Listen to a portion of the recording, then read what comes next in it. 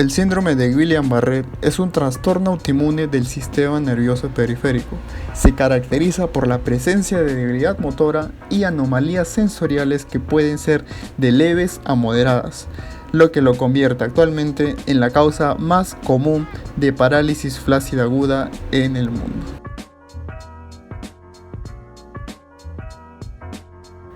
Los síntomas del síndrome de Guillain-Barré incluyen la sensación de hormigueo, el adormecimiento en los brazos, la debilidad en los músculos de la cara y la debilidad progresiva de las piernas.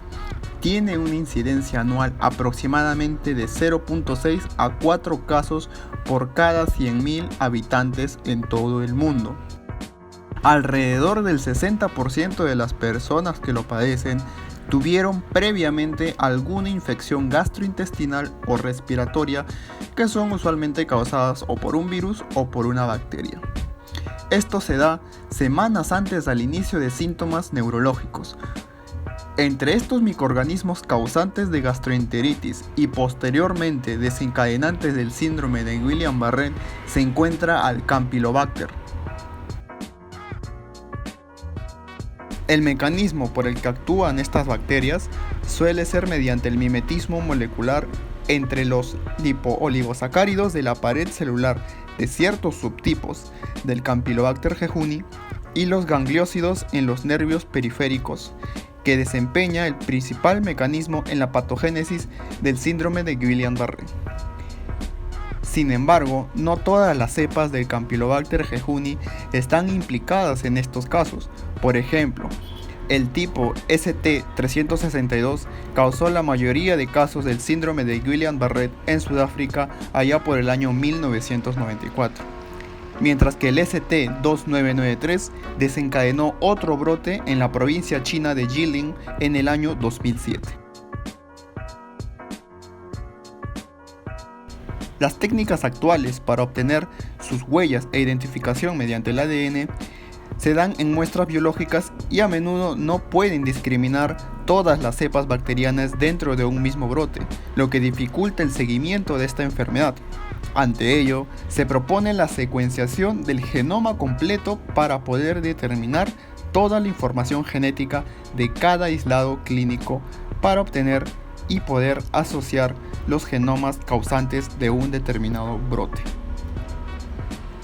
En el Perú, el síndrome de Guillain-Barré se ha notificado desde el año 2015, después de pocos años notificados en pocas cantidades durante varios años. Sin embargo, en el año 2018 se observó un primer aumento en varias regiones del Perú. En ese entonces se determinó como causa probable un enterovirus. Más adelante, en el 2019, un segundo incremento de reportes que comenzó en la costa norte motivó al estado de emergencia, pero esta vez se reportó al patógeno más probable como al Campylobacter jejuni. El Campylobacter jejuni es uno de los principales agentes etiológicos causantes de la diarrea acuosa, que se da principalmente en los niños, lo que lo convierte en un microorganismo de importancia en la salud pública. A principios de mayo del 2019, varios casos sospechosos de síndrome de Guillain-Barré fueron notificados por el Ministerio de Salud del Perú, con valores que superaban la incidencia esperada del 29 por 100.000 habitantes. El problema de relacionar el síndrome de Guillain-Barré con el Campylobacter jejuni es que la mayoría de los pacientes desarrollan los síntomas como parálisis recién varias semanas después de una infección gastrointestinal. Por ello, la rápida identificación de estos patógenos y la detección de posibles fuentes de infección del brote son importantes para la prevención. La secuenciación genómica que se detectó fue el genotipo ST993 en varios casos diferentes de las regiones peruanas. Esto se confirmó al agente causal del síndrome de Guillain-Barré en este brote. Este brote peruano de enfermedad de Guillain-Barré se considera uno de los mayores en el mundo, con 305 casos en el pico máximo de las semanas epidemiológicas de ese año del 2019.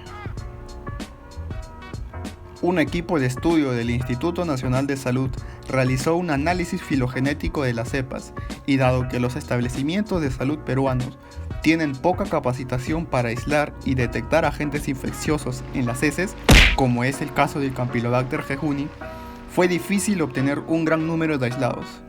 Además, la mayoría de las muestras recibidas por el laboratorio fueron recogidas varios días antes de ser procesadas y muchas de estas no fueron transportadas adecuadamente. Tal es así que para la caracterización microbiológica se recuperaron solo 26 cultivos puros, de las cuales 20 cepas eran de muestras de las regiones del Perú y las otras 6 cepas fueron obtenidas a partir de hisopados cloacales en pollos. La identificación dio a conocer el genotipo ST2993, reportado anteriormente en otros países como Bangladesh, China, Bélgica y previamente Perú, pero pocos relacionados al síndrome de Guillain-Barré. Se encontró que existe una estrecha relación entre las cepas peruanas de enfermedad de Guillain-Barré y las cepas de pollo. También estudios previos indicaron de que el pollo podría representar una fuente del Campylobacter jejuni. Sin embargo, en este estudio, al contar con un número muy reducido de cepas de pollo analizadas, se recomienda realizar más estudios para confirmar la principal fuente animal de este Campylobacter.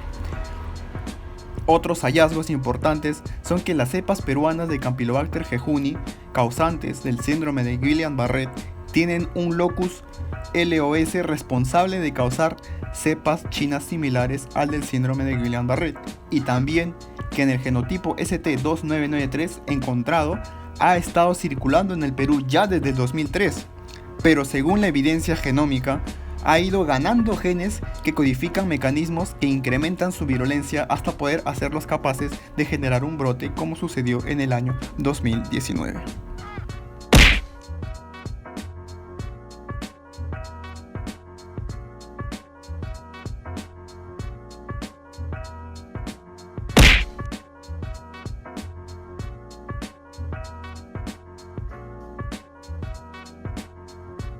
Hablemos también sobre la viruela del mono. La viruela del mono es una zoonosis causada por un virus que se caracteriza por la erupción de lesiones cutáneas.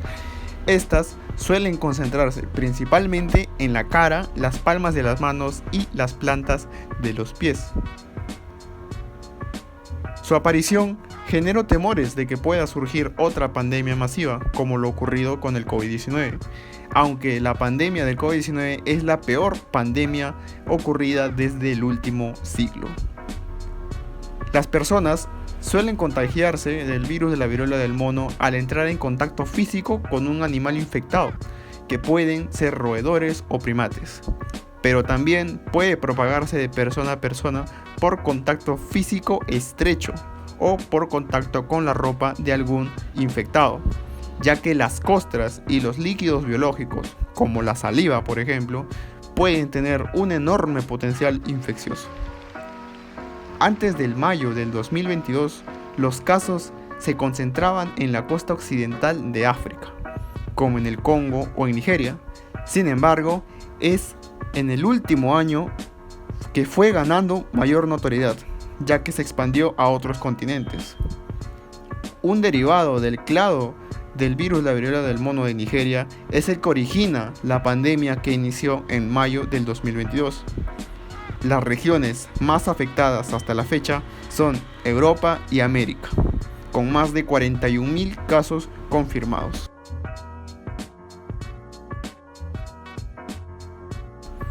En América Latina, a mediados del año 2022, el país que lideraba la mayor cantidad de casos confirmados fue Brasil, seguido por el Perú, Chile y Colombia.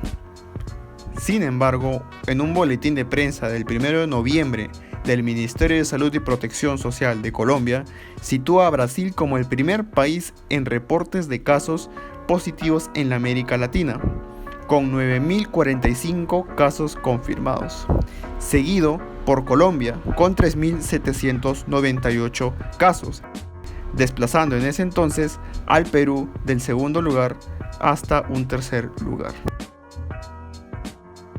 Mientras tanto, en el Perú Para el mes de septiembre, la cantidad de infectados era de 1.964 casos.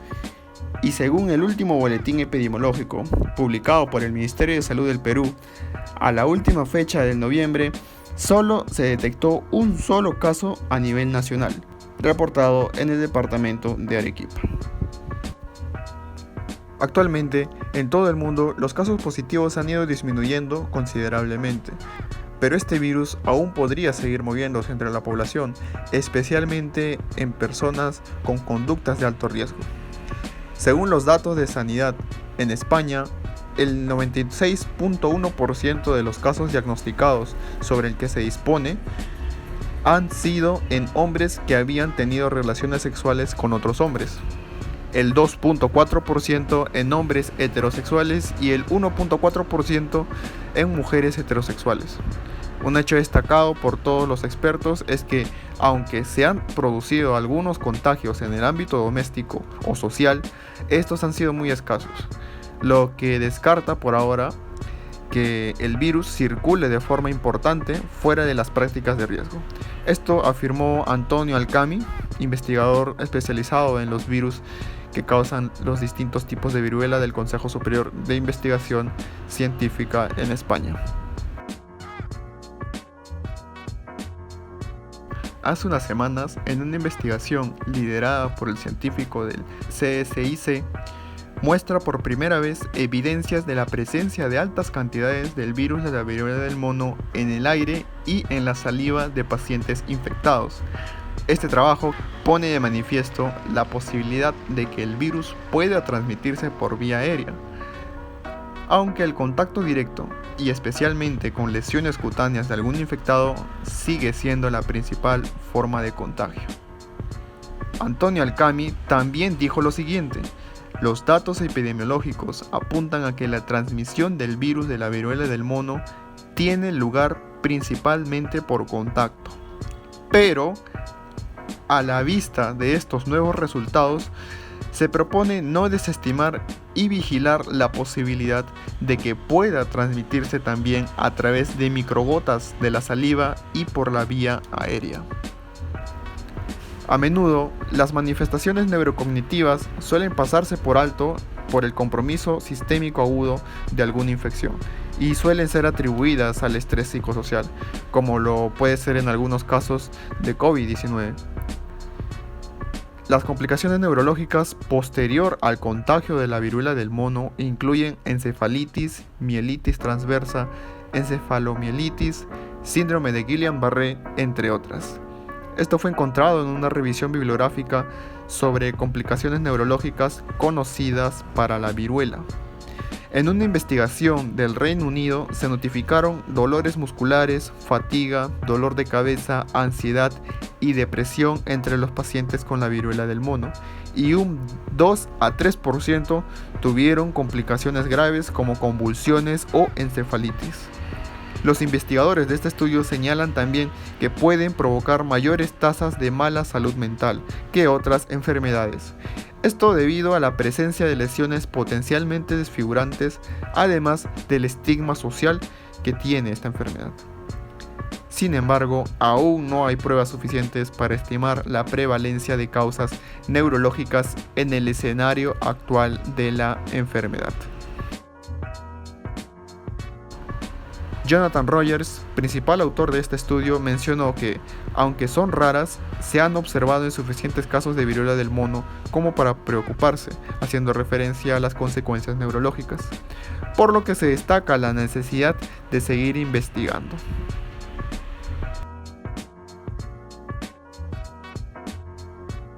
Para el caso del COVID-19, los coronavirus anteriores a este, como el SARS-CoV y el MERS, han sido asociados con el síndrome de Guillain-Barré.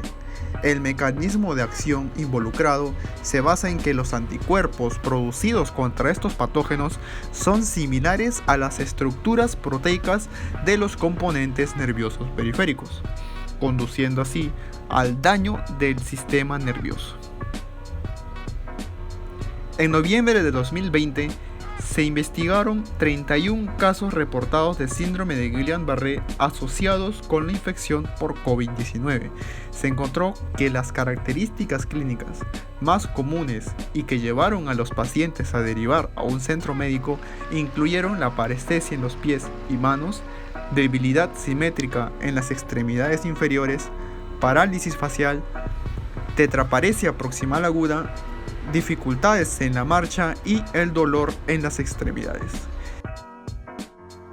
que se dieron de 1 a 4 semanas después del diagnóstico de COVID-19. Se incluye en esta investigación que es posible la relación del COVID-19 y el síndrome de Guillain-Barré, aunque se deben estudiar más casos para futuras investigaciones.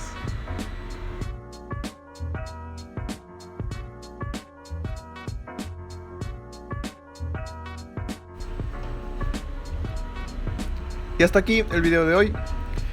Toda la información de los artículos consultados para realizar este video los estaré dejando debajo en la descripción del video. Mi nombre es Ángel Ríos y conmigo hasta la próxima.